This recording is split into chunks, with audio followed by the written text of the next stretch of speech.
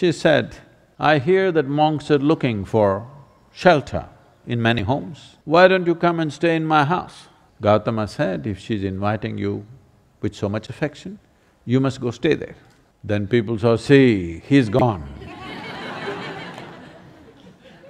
Gautama, the Buddha, with a large group of his disciples who was continuously traveling, made a rule that during the monsoon season, those 2.5 months, you can stay in the same place.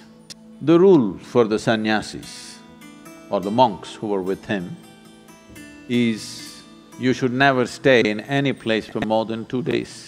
Normally, the monks were sheltered in many homes, so this rule he passed, more than 2 nights you don't stay in one house because it will be too much of a burden for the host. They are housing 10 people, you don't stay there for a month. 2 days, it should have been 1 day. 2, because you have walked a long distance and come, bit of recovery time. But during the monsoon season, he said, up to 2 to 2.5 months you can stay in one place because walking through the jungles of that region during the monsoon season would be treacherous and many would lose their lives. So this is a time like that. They stayed in a large town and they were spread across in many homes. The monks went out to get their alms from the people. Ananda or Ananda Tirtha, as he was known, who happened to be Gautama's elder brother before his monkhood, went out and there was a courtesan or a prostitute in the town. She gave him alms, looked at him, a handsome young man, tall and straight. She said, "I hear that monks are looking for shelter in many homes. Why don't you come and stay in my house?" Ananda said, "I have no issue, but I must ask the Buddha as to where I should stay." Then she became really taunting. She said, "Oh, you're going to ask your guru? Go and ask him, let's see what he says." So Ananda brought what he had collected for the day. Gautama was sitting, he came and placed it at his feet, and everybody is supposed to find food and shelter wherever they go. Ananda asked, "Like this lady is inviting me, can I stay there?" Gautama said, "If she's inviting you with so much affection, you must go stay there." The townspeople who were sitting here, they said, "What? A monk is going to go and stay in a prostitute's home? This is it. This spiritual process has become corrupt." Gautama looked at them and said, "Why are you so worried? The lady is inviting him. Let him stay, what is the problem?" They all started getting up and started shouting.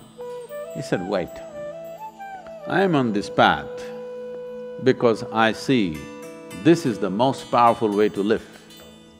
Now you're telling me her ways are more powerful than my ways.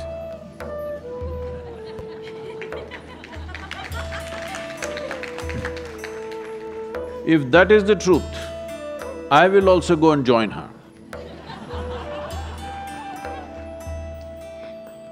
I'm here because I see this is the most precious and powerful way to exist. If you think her ways are better than mine, I should also go and join.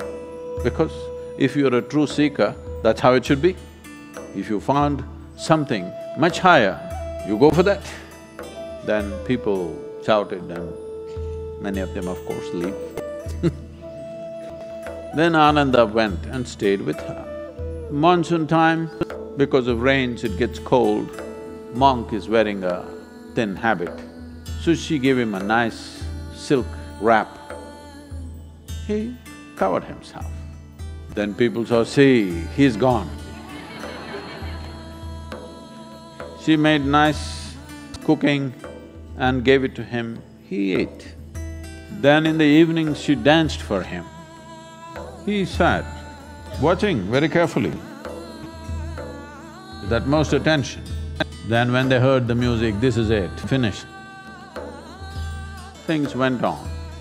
When the time was up, when the rain stopped, when it's time to move, Ananda came to Gautama along with a female monk.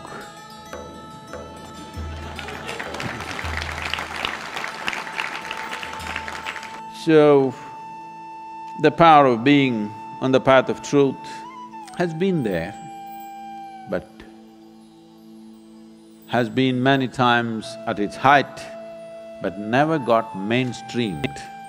I see that today, because of our ability to communicate, because of the tools of technology, the natural longing, the innate longing in a human being to find truth, this is not a thought thing. This is not something that been taught to people that you must seek truth. It is natural for human intelligence to seek what is highest. If you are given an option, any human being, given an option, either to be here or there, he will always say, I want to be there. Right now he may be caught up here, but aspiration is to go to whatever is the highest. It is just that we have to show him that there are better highs than getting drunk, there are better highs than drugs, there are better highs than being caught up in social drama, there are better highs than being better than someone else. We just have to show it to him, we have to make him understand there is a better high. Forever, many sages, saints, yogis, gurus have been doing this, but as I said, they were gentle people. They didn't have a voice like me.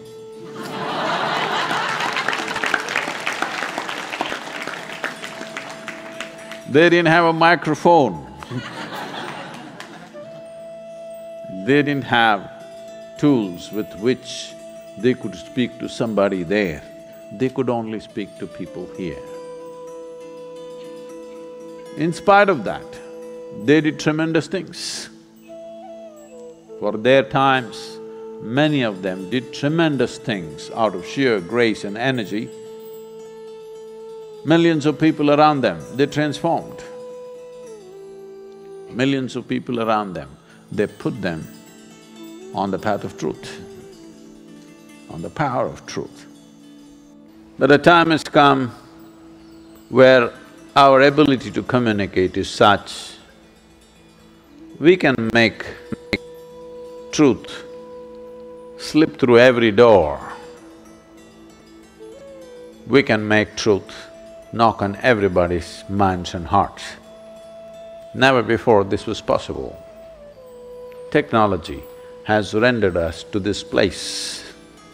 I feel this is the best age ever to make truth mainstream, to be truthful, to aspire for truth, to seek truth, the main force on the planet, because we have tools that nobody ever had.